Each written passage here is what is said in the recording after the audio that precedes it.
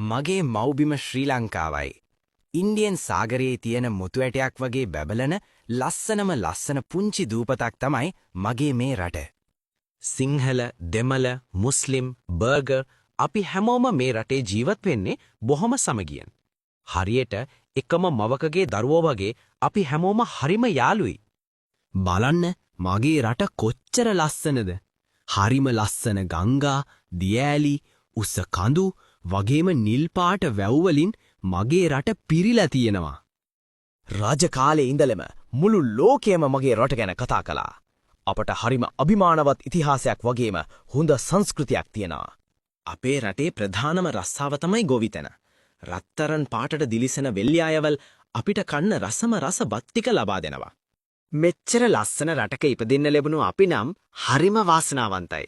පුංචි අපි අපේ රටට ගොඩාක් ආදරෙයි.